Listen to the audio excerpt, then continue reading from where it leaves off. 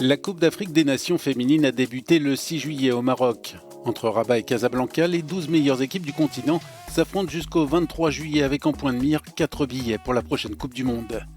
À la tête du football féminin africain, la Comorienne Kanizat Ibrahim se réjouit de cette nouvelle dynamique. Le football féminin est évidemment une priorité pour la CAF et cette Coupe d'Afrique des Nations va être très spéciale parce qu'elle est tout simplement la première sous le mandat du président Motsepe. Donc, nous sommes passés donc de 8 à 12 équipes, ce qui signifie donc plus de matchs, plus de spectacles, des débutants aussi. Nous avons aussi augmenté la dotation financière qui est passée de moins de 1 million de dollars à 2,4 millions de dollars, soit une augmentation donc de 150%. Nous avons aussi également introduit la VAR qui est présente dans tous les matchs depuis le début et ça sera ainsi jusqu'à la fin des matchs, la compétition. Nous avons aussi 4 mondialistes qui vont donc participer à la Coupe du Monde. Et il est évident que cette 12e édition va à tout jamais redéfinir donc l'histoire du football féminin africain. Avec cette Coupe d'Afrique et en attendant la 2e édition de la Ligue des Champions en octobre, le Maroc s'impose comme la terre promise du football féminin en Afrique. Le Royaume a su mettre en place les actions nécessaires, que ce soit au niveau des structures ou de la formation des talents. Un exemple à suivre.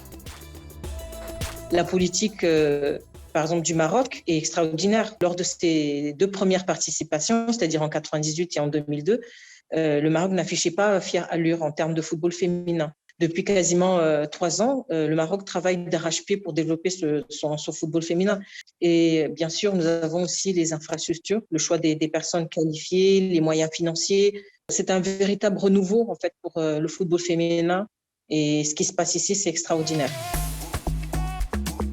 Sur le terrain, le Nigeria est la nation moteur du football féminin africain. Avec 9 titres continentaux, les Super Falcons se forcent l'admiration et poussent d'autres nations comme l'Afrique du Sud ou le Cameroun à se surpasser et offrir une nouvelle visibilité à leur sport. Nous voyons rayonner des stars, Assissa et Tembi, qui sont des modèles de réussite. Et à l'heure actuelle où les stéréotypes, où les barrières culturelles et sociales sont encore un frein à l'épanouissement du football féminin, il est de bon ton de s'appuyer sur ces modèles. Il en est de même pour le sponsoring. Le football féminin a besoin de plus de sponsors, de plus en plus d'accompagnement. Sur le continent, de nombreuses initiatives existent pour sensibiliser les populations sur les inégalités basées sur le genre et l'importance de l'éducation pour les jeunes filles. Ou quand le football d'élite se met au service de sa base.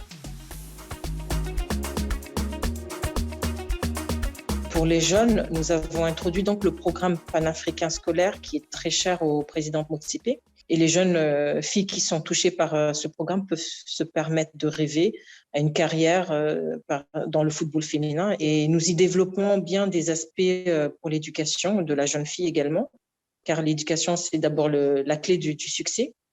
Et il s'agit pour nous d'offrir donc des opportunités de carrière. Et dans le football, il y a énormément de place pour la femme. Et je reste vraiment optimiste quant à l'avenir du football féminin. Un avenir qui passera dans un an par l'Australie et la Nouvelle-Zélande, à l'occasion de la 9e Coupe du Monde féminine de l'histoire. Une Coupe du Monde où l'Afrique voudra faire mieux que le quart de finale atteint par le Nigeria aux États-Unis en 1999. C'était il y a déjà 23 ans.